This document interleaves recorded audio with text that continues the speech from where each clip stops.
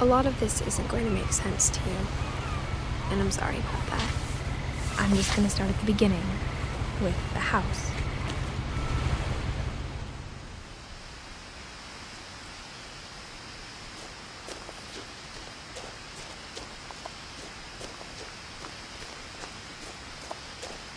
I lived here until I was 11, but I wasn't allowed inside half the rooms.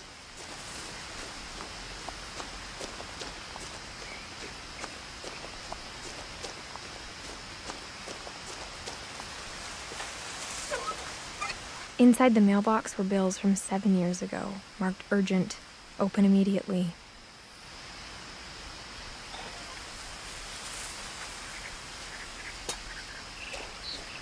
I hadn't been back since my brother Lewis's funeral.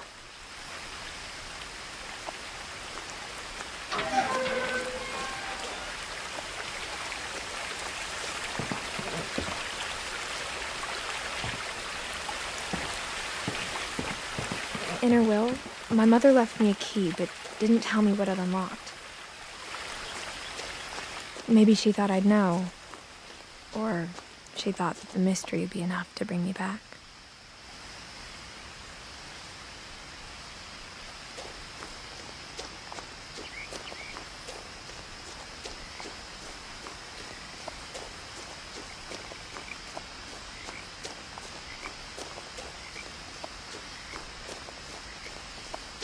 No one had driven this way in a long time, but I saw a few hoof prints.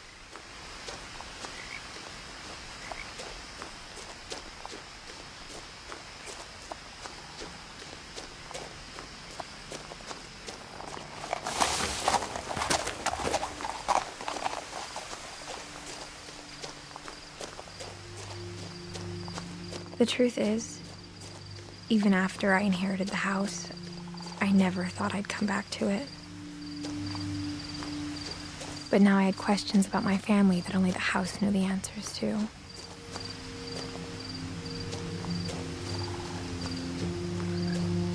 The house was exactly like I remembered it, the way I'd been dreaming about it.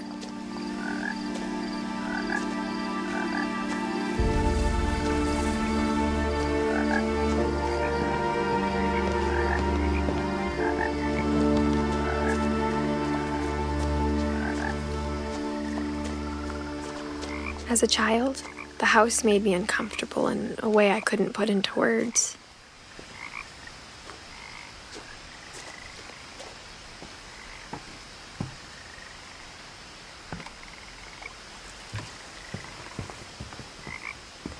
Now, as a 17-year-old, I knew exactly what those words were. I was afraid of the house.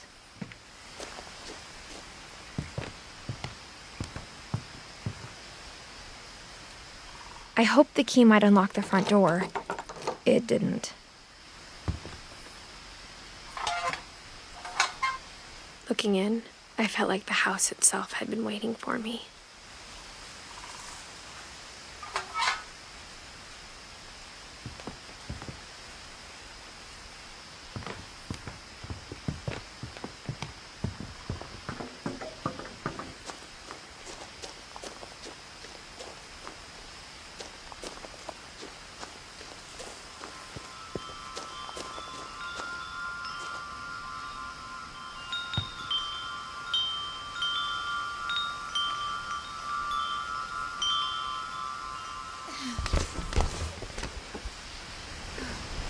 Crawling through the doggy door used to be a lot easier when I was 11.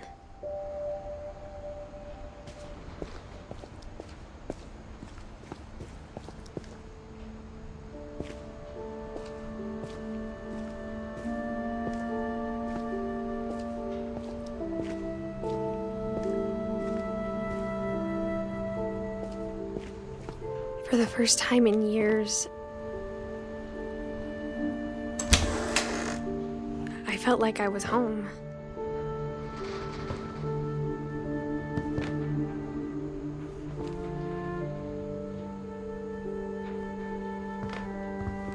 But instead of a family, there were just memories of one.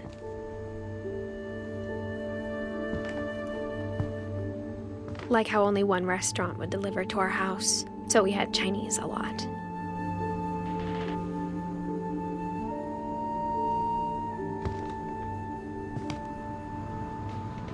Or how after Louis started working at the cannery, we all got sick of eating salmon. Except our cat, Molly.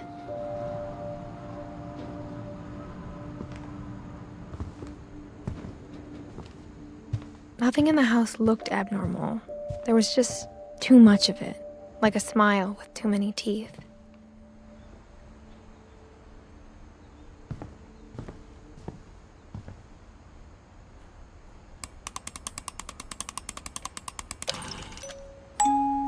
Great-Grandpa Sven built a music box for Barbara, along with the rest of the house. Mom always told me to stay out of the basement, so I wasn't too surprised when the key didn't fit.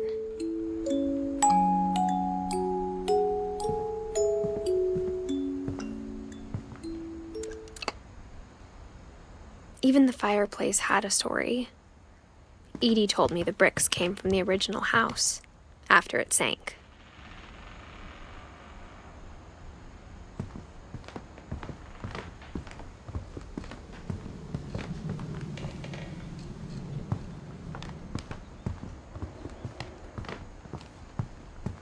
The table was still a wreck from the night we left.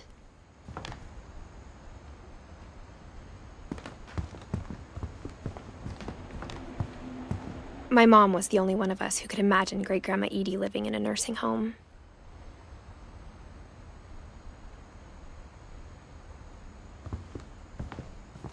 It was like a bomb had gone off, killing everyone but sparing the furniture.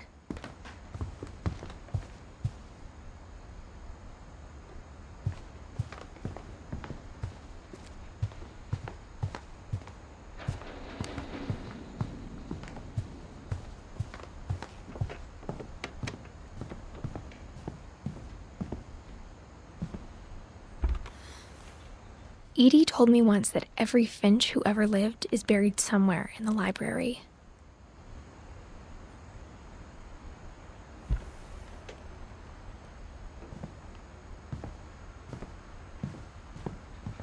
My mom wasn't much of an optimist, but she never stopped believing that my brother Milton was alive.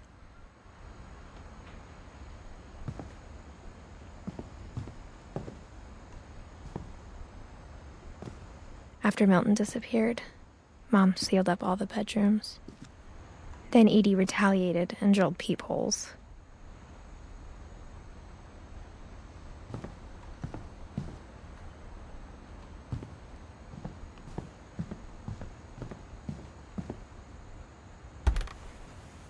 My Grandpa Sam spent 7 years sharing a room with his dead brother, Calvin.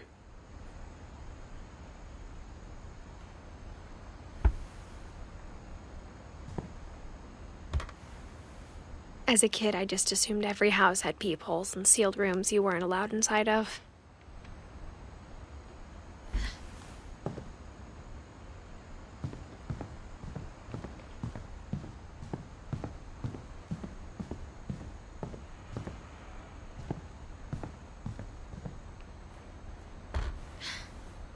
Molly always seemed like a girl I could imagine being friends with, if she hadn't died in 1947.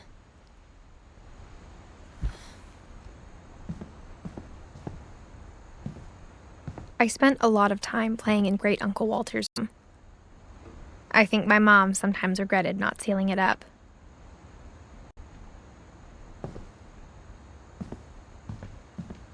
Louis told me there were secret passages, but I never believed him.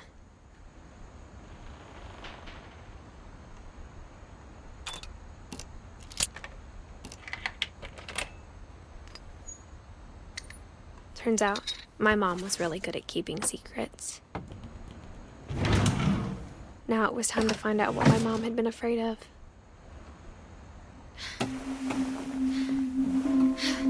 From the paintings on the wall, it was clear my brother Milton had been here before me.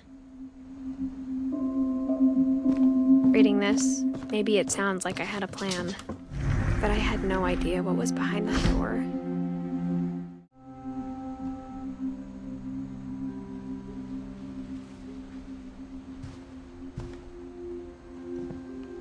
I grew up looking at Molly's room through the peephole.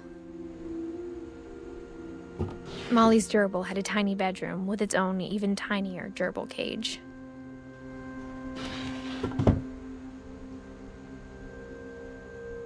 being inside for the first time, I felt like I'd stepped behind a painting.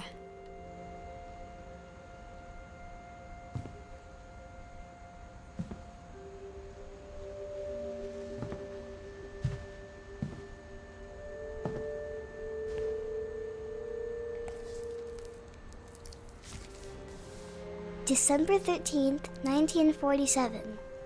Dear Diary, I'll be gone soon, but I wanted to tell somebody about what's gonna happen. It started when Mom sent me to bed without dinner. I woke up and I was starving, so I looked around for something to eat.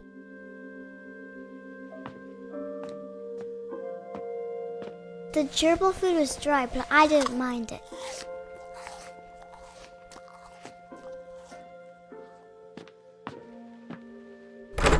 Mom, can I come out now? Sweetheart, it's late. Go to sleep. My Halloween candy was all gone.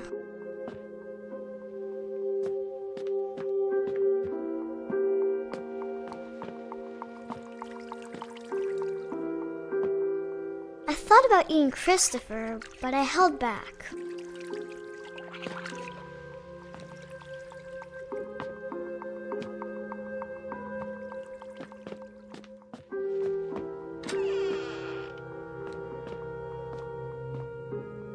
I kept eating and eating.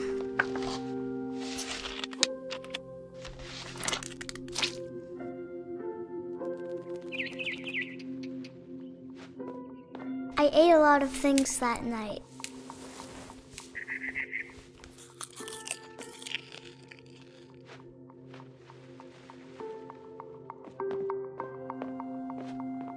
Then I heard chirping outside my window. It was a barn swallow going back to her nest. I reached out for her.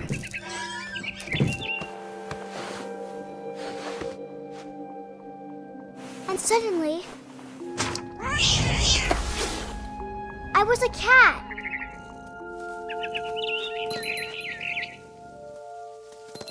I tried to be quiet, but the bird was really scared.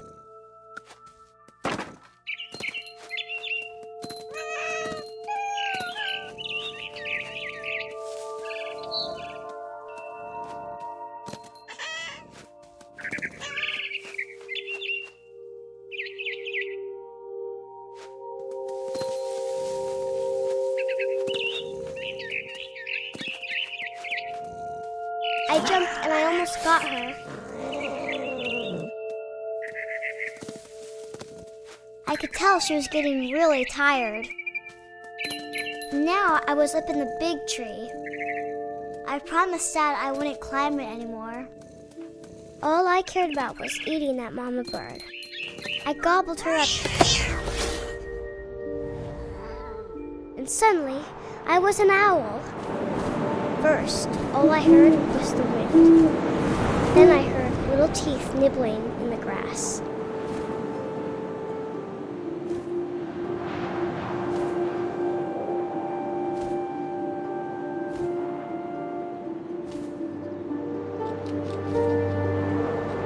Rabbits.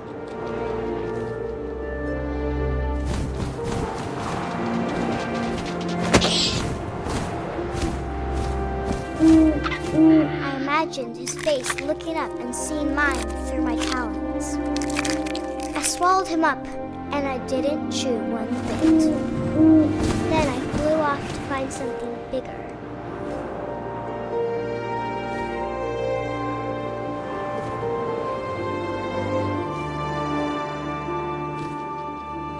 A mama rabbit.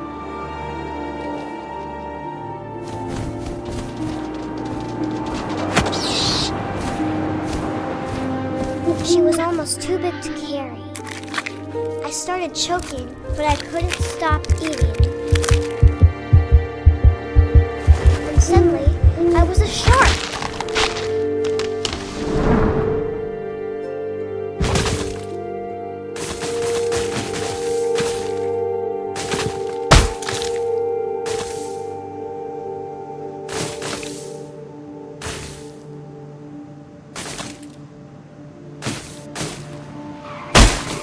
rolled off a cliff and into the ocean. Now, I was hungrier than ever.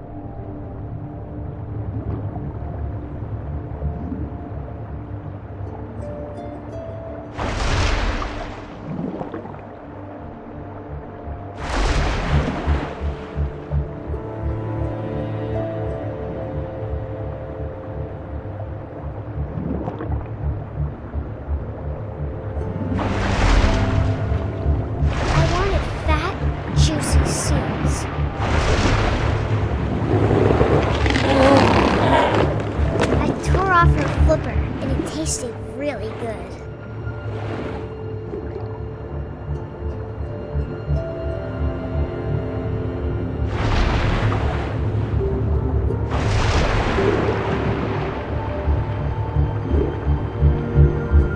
Grabbed on tight. When I was so hungry, I jumped out of the water. When I opened my eyes, everything had changed.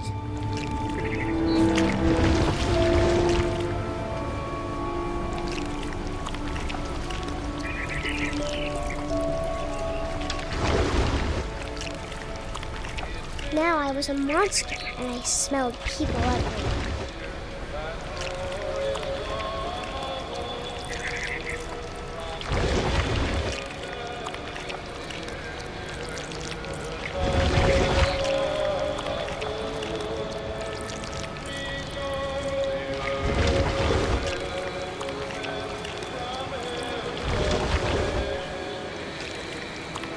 I was big, but I moved real quiet.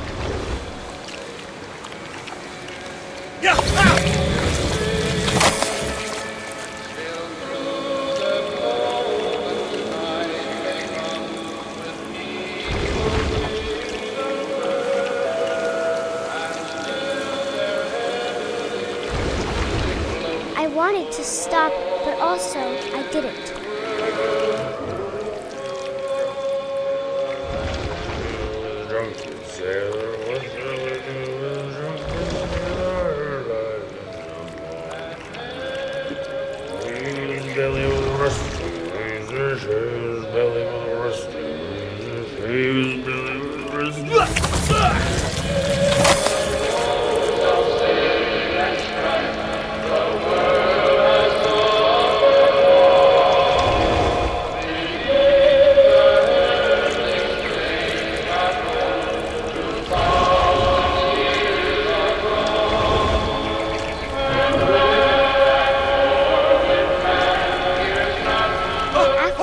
Passenger, I was still hungry, and across the way I smelled something new, something I had to have, so I swam towards it.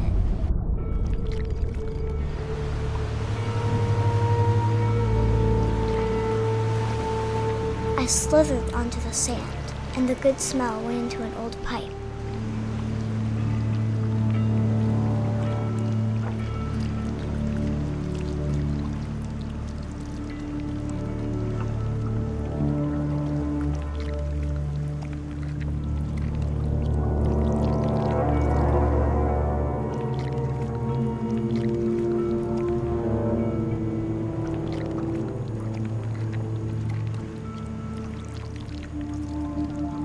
I got closer and closer.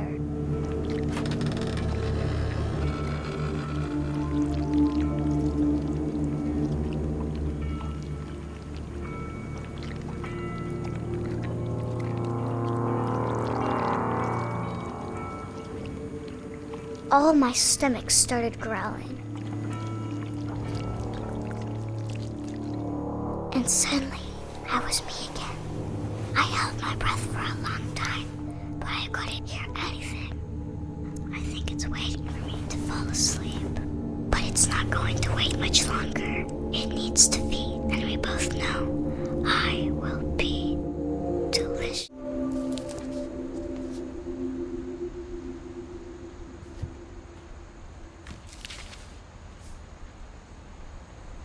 I'm not sure if I believed all of that, but I'm sure Edie would have.